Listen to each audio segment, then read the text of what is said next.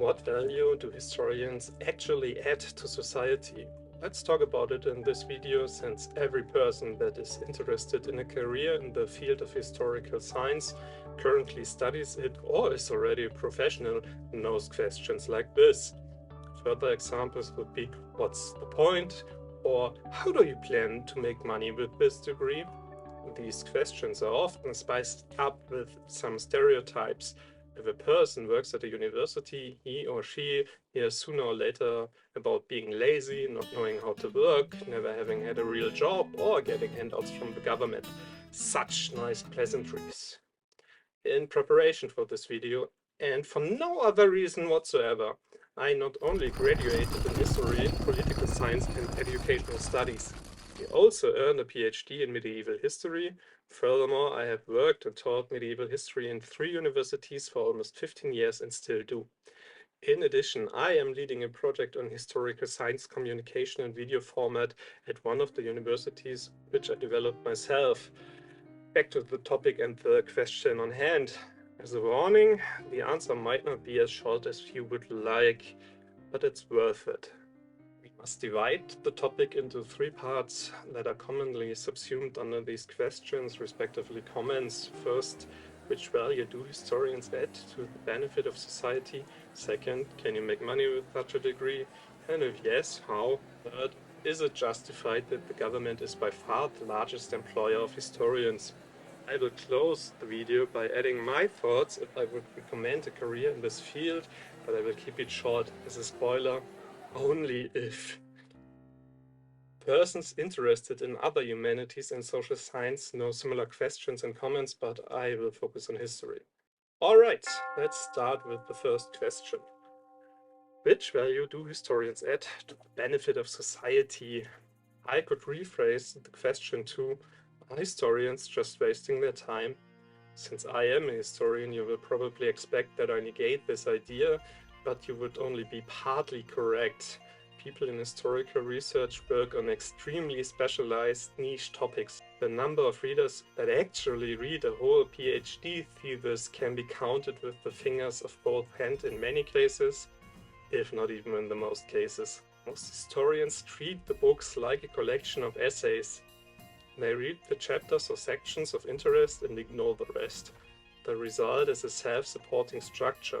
The scientific community delivers itself the necessary basis to continue with its respective work, but only a small fraction of those academical works as a whole is successful in leaving the bubble of historian. If you reduce the work of historians to actual research, the societal benefits are slim. Not as slim as you might think right now, but we will get to this. Luckily, research isn't everything we do. Don't worry, I will not talk about teaching now. Well, not yet. I will present to you the intermediate between research and teaching. It's called reception history. Before I can elaborate on this, I must introduce you to our measurement of value, because this question is still unanswered. How can I even determine the worth of a degree? Well, one way is easy to find: the amount of money I am earning. But this can't be the only criteria, because a lot of jobs pay really good that don't add value to society. A lot of those professional activities are even prohibited by law. Think drug dealers or the organized crime in general. The same goes for some legal jobs, which I will not name because it would open a barrel of political discussions, but I'm sure you thought about an example by yourself when I mentioned it. So what do we do now? We can use a concept that was developed by the French sociologist Pierre Bourdieu. Yes, I'm seriously going to show the value of one humanity by using another. Please decide for yourself if you think it's reasonable. In addition, I must talk about capitals now, which sounds dangerously close to Marxism. Bourdieu defines 3 kinds of capitals to measure value. Money belongs to the first one. It's called economical capital. He also knows social capital and cultural capital. Social capital is the value you can gain out of interpersonal relationships. Let's say you feel threatened by the school bully because he hates that you like Star Wars and that you read from time to time. If you have enough close friends that are strong enough, you know you will be fine. Social capital is high enough to gain this value. It also demonstrates how we can measure how much capital you actually have. Is it enough to reach a certain goal? Like not getting beaten up. Let's move on to the cultural capital, which is the interesting one for us. It's everything you need to learn that you can't transfer without having another person learning the same stuff you did. Sounds complicated. Let's make it simpler by using an example. You have learned to write. You can teach another person how to write. If you don't, your ability to write dies with you. No big deal, right? Millions of people know how to write, but the other ones teach it to the next generations. But what if it isn't something a lot of people know? What if you have mastered how to play an instrument? What if you are really good in acting? That kind of stuff. Would be pretty bad if you just lose your talents, wouldn't it? That is why we differentiate. The stuff that everyone knows, or at least should know, is called cultural techniques. It's all the activities you need to be able to do to participate in society competently. That's one of the reasons we have schools, the other being to give parents a break and to subsidize history teachers. Talents, respectively, capabilities or skill that go beyond the cultural techniques are used to accumulate cultural capital. Basically, it's the product of your work that only you can do because of your skills, which many people want to save because they think it's worth it. As an example, we didn't stop playing the music of Mozart or Beethoven, even so the poor Austrian and the deaf German are dead for quite some time. It's too valuable for a lot of people to still have the possibility to listen to their works. As a side note, if you rewrite books, take them out of educational libraries, or even burn them, you just hurt the potential cultural capital of the students. Let's move on. Many humans feel the need to remember things from the past. Don't believe me? Have you ever heard sport fans talking to each other? They know the whole history of their teams or their favorite athlete. This history shapes a part of their identity. You can see it the second fans from one team meet some fans of their bitter rival. It gets problematic when we talk about politics. History can give legitimacy. For example, one of the most famous slogans of the last decade is "Make America Great Again." The keyword is the again. It signals that the people subscribe to this slogan want to recreate a former state of the country that was more desirable. This lost history is the value proposition to get the vote. And if the person wins, as he did in 2016, he has the justification to recreate the historical state in present days. The voters signed off on this. It doesn't matter if the historical state ever existed or not. It is all about the perception of the voters. At this point, you probably would like to interrupt me and ask me to come to the freaking point and or tell me that it should matter. And I say yes to both of those things. This brings us to reception history. It means that historians help you to look on historical events without false perceptions. To keep the example, a historian should never tell you that America was never great. He or she should ask for clarification which criteria would have to be applied to determine great and which concrete time is addressed by the slogan. For the sake of the explanation, let's say the slogan refers to the 1950s in the rural United States and describe the low numbers of unemployment. The job of a historian would be to give you the number of unemployment in comparisons to today. It's not his or her job to tell you that the slogan is right or wrong. In a democratic society, this judgment is reserved to you as a competent part of society. What the historian should tell you would be pointing out the false perceptions you operate under if you do so. For example, if the criteria would be that the person just has the feeling that the 1950s were better than today, it would be impossible to evaluate. It's all based on a personal perception which you might share, but it's just that. A good historian would also point out that minorities and women had far less rights than today. As a private person with an own political opinion, the historian could add if he or she thinks it's good or bad. The historian as a professional shouldn't do it. If you think minorities shouldn't be allowed to vote, then you probably look positively on the 1950s. No matter what the historian tells you, you only have to accept that he or she tells you that your perception is wrong if you argue, for example, minorities were allowed to vote or didn't want to vote. So the job of historian isn't to evaluate or even correct your historical judgment.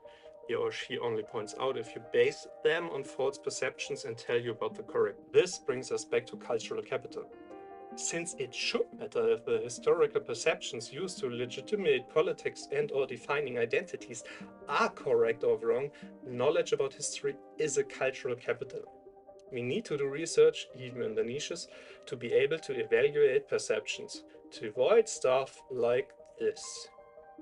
I remember my grandmother saying to me, I don't care what they tell you in school, Cleopatra was black. And we need to be able to teach about history to create a baseline against misperceptions.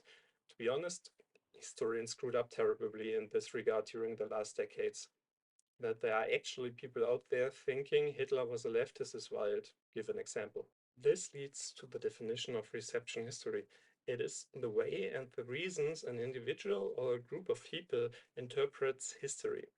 I had an interesting discussion with a person proudly showing the flag of the Confederacy once. He told me he likes the flag because it is a symbol of community for many people in the south of the US. He therefore thinks he can and he should be proud to show the flag. As a professional historian, I had to tell him that the flag is also a symbol of slavery and a civil war. He also proudly subscribes to these things in the eyes of other people. Can't just pick what he likes and expect everyone else to go with it. If you have a swastika in your living room, you must expect that people will think you like everything the Nazis did. This is the value, in theory, historians bring in the form of their cultural capital to the table of society. They show historical misconceptions, they highlight false perceptions, they help to understand the own identity, they support to uncover the wrongful use of history to legitimate an agenda. They also can entertain while doing this, but this is a plus. Don't worry, I will answer the other two questions a lot shorter. The second question. Can you make money with such a degree, and if yes, how? Well, yes, you can make money from it. This shouldn't be the biggest surprise to you right now, but don't expect to get rich from it. The most likely employer is the government. You can become a teacher, a researcher, or both. If you like schools and or universities, this might be a career path for you. Museums, archives, or research institutes might be possible other employers. You can also work on your own and write books for a mainstream audience. YouTube and other social media are possible places to earn money on your own as well. But you must expect that you need to learn some new skills to make it work. If you are willing to work in a non-history field, your degree can open you some other doors. Journalism, HR for some reason, and copywriting are fields you might find employment. Basically, every place where people are needed that can produce content and evaluate resources critically, you have a shot. Learn digital skills as well and build a portfolio. We are heading full speed into an economy that values proof of skill and talent more than a degree. Your own YouTube channel is a way to build a portfolio and to keep working on historical projects. The third and last question. Is it fair that the government is by far the largest employer of historians? Well, everybody must answer this one individually. The argument in favor of the system is that the historians should be loyal to the common good. Otherwise, they have incentives to present history in a way the employer wants it to be. It happened more than enough times throughout history. But let's be real. People also attack historians working for the government and say that they write history as they are told to do it. I personally have never experienced that someone told me I cannot work on a project I was interested in, or that I would need to rewrite stuff to match a certain narrative. And I know not a single historian who had to, but these arguments will not help in discussions with people that would like to have history in another way. In a second, you are active outside of the historian's bubble, you will get attacked at some point. And sadly, some arguments aren't bad. Many historians started to mix their own political views with their historical works. You can be a historian or a political actor, but not at the same time. You are the referee. You aren't playing for one of the teams. If we as a profession continue this path, we make it awfully easy to kill our jobs. Historians don't own history, therefore we can't say what people should or shouldn't draw from history. We are here to help people to do it the right way, nothing more but nothing less. So, should you try to make a career out of it? If you have a plan B for the case that you fail or realize it's not the right thing for you, I encourage you. Otherwise, think carefully about it.